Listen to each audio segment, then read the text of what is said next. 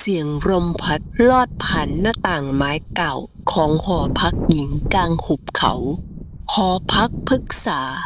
สถานที่เงียบสงัดและห่างไกลจากตัวเมือง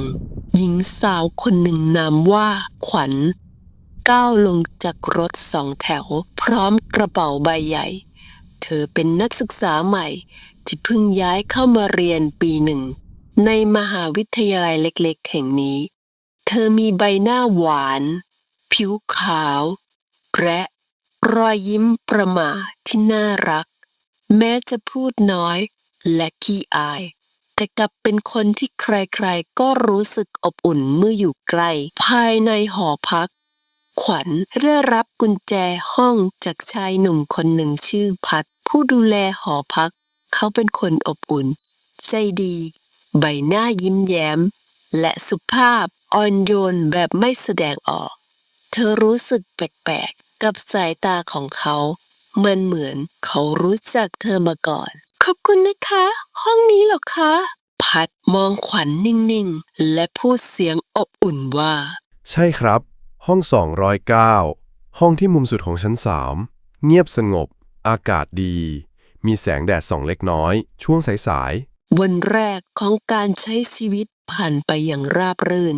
เพื่อนๆในหอต้อนรับเธออย่างอบอุ่นและเธอก็มีเพื่อนสนิทที่สามารถคุยกันได้ทุกเรื่องขวัญเริ่มรู้สึกเหมือนอยู่บ้านแต่ทุกคืนเมื่อไฟดับลงเธอกลับได้ยินเสียงกระซิบเบาๆอยู่ใกล้ใบหูเรียกชื่อเธออย่างชัดเจนเสียงปริศนาขวัญขวัญตื่นสิเธอสะดุ้งตื่นทุกคืนด้วยความรู้สึกเหมือนมีใครนั่งอยู่ข้างเตียงขวัญเริ่มฝันซ้ำๆถึงห้องมืดที่มีกลิ่นคาวเลือดเสียงร้องไห้ของหญิงสาวและเมย์ผู้หญิงคนหนึ่งยืนอยู่ตรงบันไดเธอเริ่มรู้สึกว่ามีบางอย่างในหอพักนี้ที่ผิดปกติวันหนึ่งเธอเดินตามเพื่อนหญิงคนหนึ่งที่เธอเหมือนคุ้นเคยทั้งรอยยิ้มและเสียงร้องไห้และเธอกลับจำเพื่อนคนนี้ไม่ได้เพื่อนหญิงคนนี้เดินไปที่ตรงบันไดและพูดคนเดียวว่า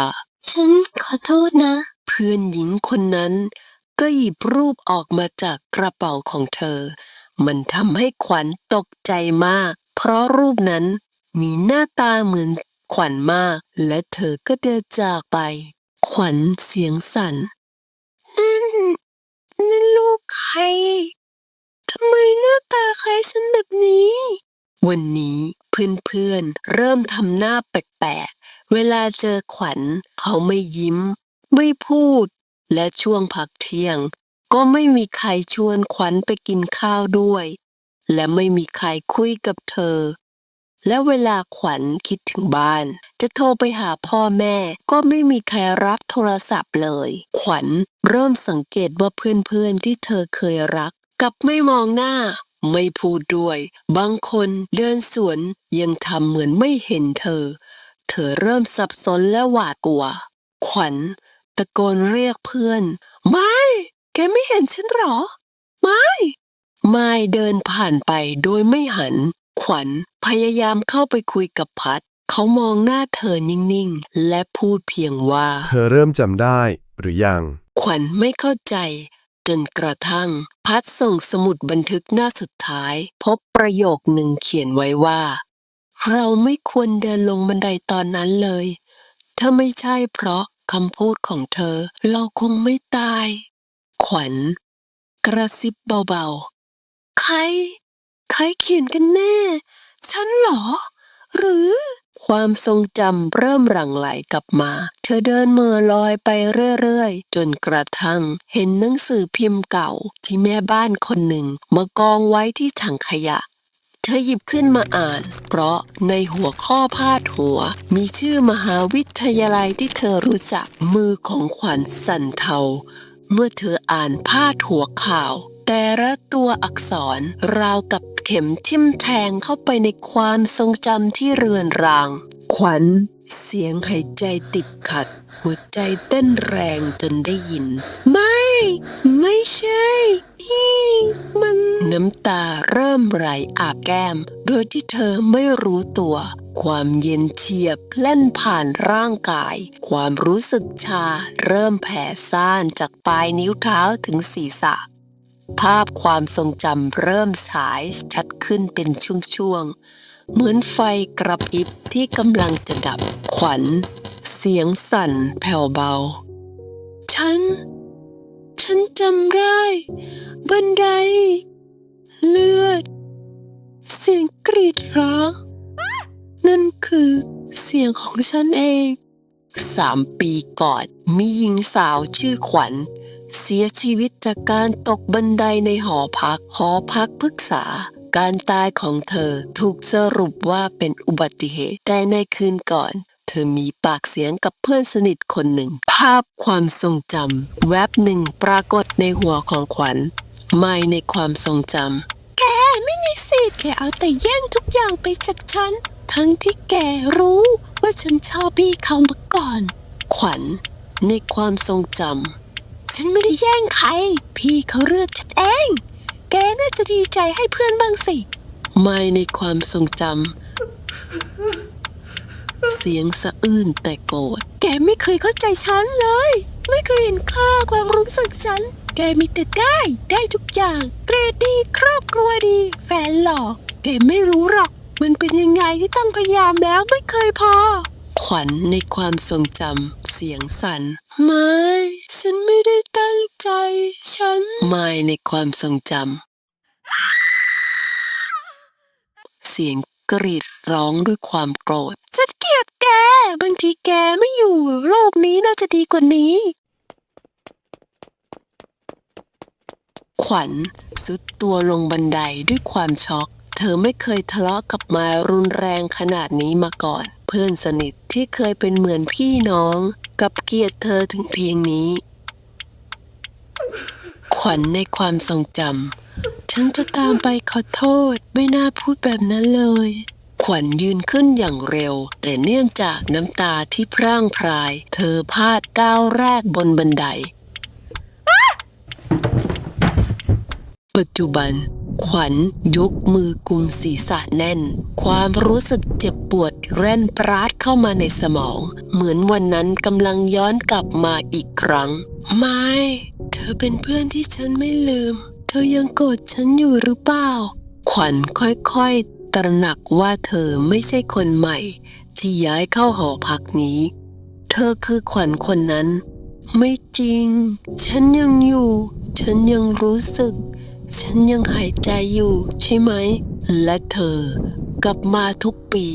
ในวันที่13 กันยายนเพื่อค้นหาความจริงที่เธอไม่เคยจำได้เสียทีขวัญเดินไปหาพัดด้วยน้ำตานองหน้าเธอถามเขาว่าคุณเป็นใครกันแน่ทำไมคุณถึงจำฉันได้พัดยิ้มอย่างอ่อนโยนเป็นครั้งแรกเสียงหัวใจเต้นช้าลงเรื่อยๆโลกรอบตัวขวัญเหมือนหมุนช้าลงเสียงรอบข้างเริ่มเบาลงจนเกือบเงียบสนิทแสงสว่างรอบตัวเริ่มหรี่ลงเหลือเพียงใบหน้าของพัดที่ชัดเจนขวัญเสียงแหบพร่าน้ำตาไหลฉันไม่มีชีวิตอยู่แล้วตลอดมาทุกอย่างไม่จริงทำไมฉันถึงรู้สึกเจ็บได้ขนาดนี้มือของขวัญสั่นขณะที่เธอยกขึ้นมาดูผิวเริ่มซีดจางเส้นเลือดสีค้ำปรากฏชัดขึ้นเธอรู้สึกถึงความเย็นเฉียบที่แผ่ซ่านไปทั่วร่างความรู้สึกของการดำรงอยู่ค่อยๆจางหายไปถ้าฉันตายแล้วทำไมฉันยังรู้สึกเสียใจเจ็บปวดกลัวทุกอย่างเหมือนจริงผมก็ตายก่อนคุณในหอพักนี้เหมือนกันแต่ไม่มีใครจำผมได้เลยผมเลยรอคุณทุกปีเผื่อว่าคุณจะจำได้ความทรงจำสุดท้ายที่เจ็บปวดที่สุดวิญญาณมักจะกดมันไว้คุณกลับมาที่นี่ทุกปี